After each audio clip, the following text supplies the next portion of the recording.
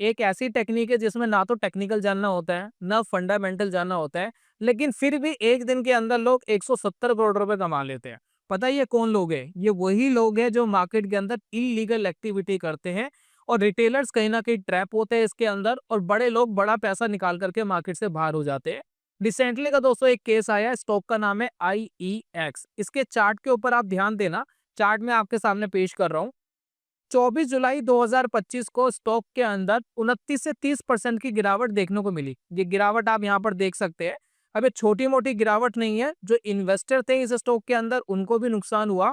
Derivatives के अंदर भी अगर कोई लोग लॉन्ग थे इस स्टॉक के अंदर तो उनको भी दोस्तों बहुत अच्छा खासा नुकसान हुआ होगा। हालाँकि आईएक्स बहुत ज़्यादा वोलेटाइल स्टॉक नहीं है, लेकिन फिर भी अगर 29-30% गिर जाए तो नुकसान का दोस्तों अंदाज़ा आप लगा ही सकते हैं कि कितना लोगों को हो सकता है।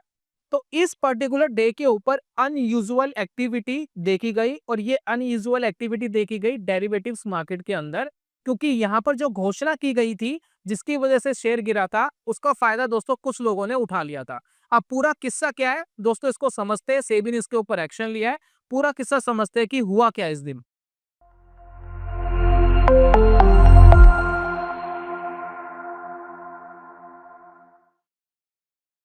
दोस्तों सेबी ने खुद जांच शुरू करी। 24 जुलाई 2025 को आईएक्स स्टॉक के अंदर 30% की गिरावट देखी गई। गिरावट का दोस्तों जो मेन कारण था वो ये था, सेंट्रल इलेक्ट्रिसिटी रेगुलेटरी कमीशन ने एक आदेश जारी करा जिसके बाद ये गिरावट आईएक्स स्टॉक के अंदर देखी गई। ये जो दोस्तों आदेश था ये मार्केट कपलिंग लागू करना था। मतलब इसका सीधी भाषा अगर हम अंतर समझे, जितने भी एक्सचेंज है उसके अंदर जो बिजली की कीमतें हैं वो एक जैसी तय होगी, जिसकी वजह से आईएक्स की जो मोनोपोली थी, जो एज था, वो दोस्तों इस स्टॉक का खत्म हो गया, इस कंपनी का खत्म हो गया। इसकी वजह से दोस्तों इस स्टॉक के अंदर बहुत नेगेटिव असर आया। जब मोनोपोली खत्म हो जाती है किसी कंपनी की या कम हो जाती है तो एक नकारात्मक असर उसके ऊपर आता है, जिसकी वजह से स्टॉक के अंदर भारी गिरावट आना लगभग तय था कि जैसे ही आदेश बाहर आएगा, मार्केट के अंदर आएगा, तो शेयर के अंदर भारी गिरावट आएगी। दोस्तों इस तरीके की इंफॉर्मेशन होती है प्राइस सेंसिटिव, जल्दी से आप मार्केट के अंदर लीक नहीं कर सकते, इसका बहुत ज्यादा मिसयूज हो सकता है। लेकिन हुआ बिल्कुल इसके उल्टा।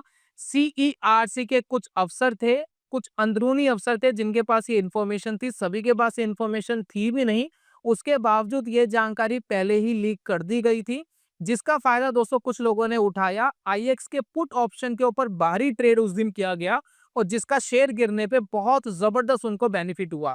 बेनिफिट दोस्तों 170 करोड़ से ज्यादा का बेनिफिट था और आईएक्स का शेयर गिरकर एक ही दिन में 187 से 132 हो गया। लगभग 29-30% के आसपास की गिरावट इसके अंदर देखी गई और ट्रेडिंग डाटा से पता चलता है जब कार्रवाई हुई, सामान्य दिनों के कंपैरिजन में असामान्य वॉल्यूम्स इसके अंदर देखा गया, भारी मात्रा में वॉल्यूम्स देखा गया, जिसकी वजह से दोस्तों ये पकड़ में आए, जिसकी वजह से सेबी ने एक्शन लिया। अब इसके बाद दोस्तों अगर आगे की जानकारी जाने तो आपको पता लगेगा कौन कौन था इसके बीच में।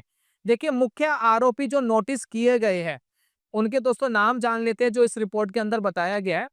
एक तो भुवन सिंह है मुख्य व्यक्ति जिसने ट्रेड्स करवाए, ये जो भूमिका आ रही है इसके अंदर, प्लस अमरजीत सिंह सोरेन पिता, अमिता सोरेन माता, अनीता रिश्तेदार हैं, नरेंद्र कुमार पारिवारिक मित्र, वीरेंद्र सिंह सहयोगी है, उसके बाद बिंदु शर्मा संजीव कुमार की पत्नी और उसके बाद उसे एक नाम और आ रहा है संजीव कुमार।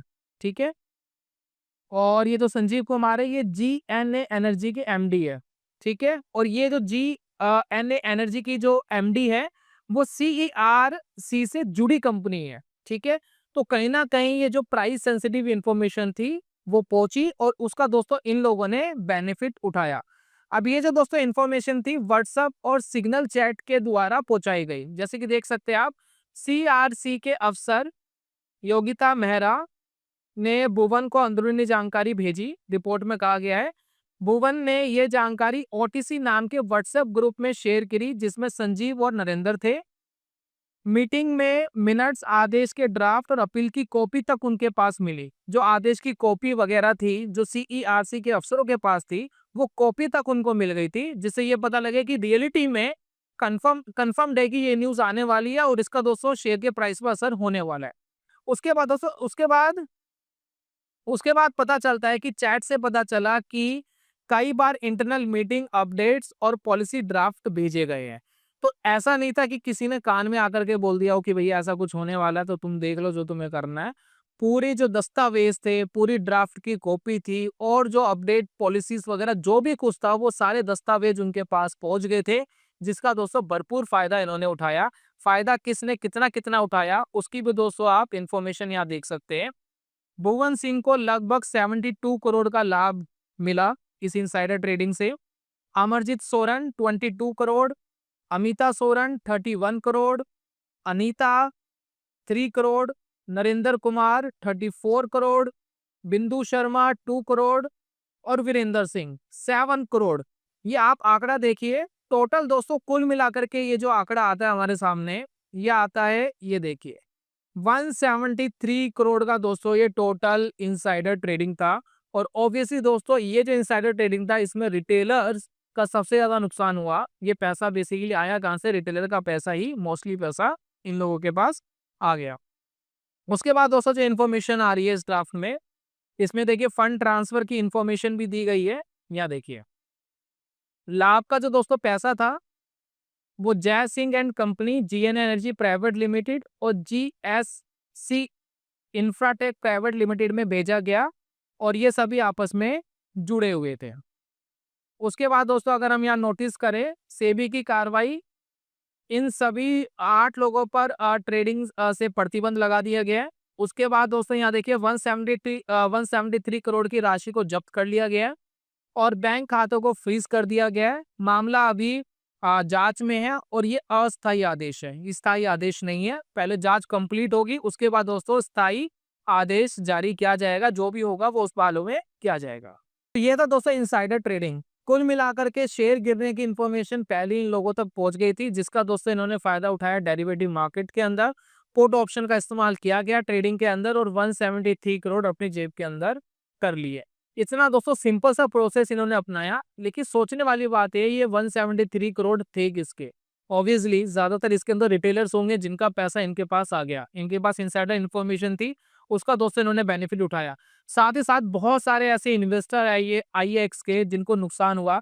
हालांकि ये जो रिपोर्ट थी ये तो आनी ही थी, चाहे किसी को पता चलता या नहीं पता चलता, तो इन्वेस्टरों को नुकसान होता ही होता। लेकिन इस तरीके की दोस्तों ट्रेडिंग करना भारत के अंदर इलीगल है, कोई भी आपको ऐसी प्रैक्टिस नहीं करनी चाहिए इनसाइडर ट्रेडिंग की।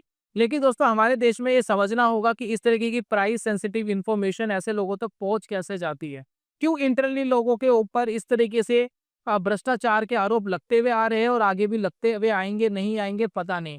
क्यों गवर्नमेंट इतना स्ट्रिक्ट एक्शन इन लोगों पर क्यों नहीं लेती कि सीईआरसी के लोगों ने इन्फॉर्मेशन पहुंचा कैसे दी आगे तक? तो ये सारा दोस्तों जांच का विषय है, किसने करा, क्यों करा, कैसे करा। लेकिन मेरा दोस्तों मानना ये है कि अगर भारत के अंदर फाइनेंशियल मार्केट को बहुत अच्छे लेवल के ऊपर पहुंचाना चाहिए, ट्रस्टवर्दी रहना चाहिए। इसमें दोस्तों जो इन्फ्लुएंसर के ऊपर सेबी ने बहुत सारे एक्शंस लिए थे कुछ टाइम पहले कि इन्फ्लुएंसर ये कर रहे हैं, वो कर रहे हैं। ये जो सरकारी अधिकारी है, सीईआरसी के अधिकारी है, ये जितने भी लोग हैं, ये जो करते हैं बाजार के अंदर काम, इस तरीके की ट्रेडिंग करते हैं, इससे भी दोस्तों लोगों को नुकसान होता है, रिटेलरों को नुकसान होता है। तो उसके लिए क्या एक्शन लिया जा रहा है, ये दोस्तों समझना जरूरी है। अब ये जो दोस्तों इनसाइडर ट्रेडिंग है, ये दोस्तों हमारे सामने आ गई, लेकिन हो सकता है कि कुछ ऐसी इनसाइडर ट्रेडिंग हो जो हमें पता ही नहीं चलती है, कुछ लो वॉल्यूम की इनसाइडर ट्रेडिंग हो जिसके बारे में पता ही नहीं चलता है। हो सकता है उसमें 173 करोड़ नहीं कमाए गए, कुछ करोड़ से ही काम चला लिया गया जिसके बारे में पता नहीं लगा, लेकिन हो तो सकता है। और अगर ये सब कुछ हो रहा है तो ये पैसा भी दोस्तों रिटेलर का ही जा रहा है, ये भी किसी बड़े प्लेयर का नहीं जा रहा है। तो ये दोस्तों भारत के अंदर ये रूल रेगुलेशंस बनने चाहिए और इस तरीके की प्राइस सेंसिटिव इंफॉर्मेशन लोगों तक ना पहुंचे, लीक ना हो, इसका दोस्तों एक प्रोसेस होना चाहिए। तो ये था दोस्तों आज की वीडियो के अंदर। उम्मीद करता हूँ दोस्तों इन्फॉर्मेशन आपको पसंद आई होगी। जल्दी मिलता हूँ नेक्स्ट वीडियो में। Goodbye, God bless you.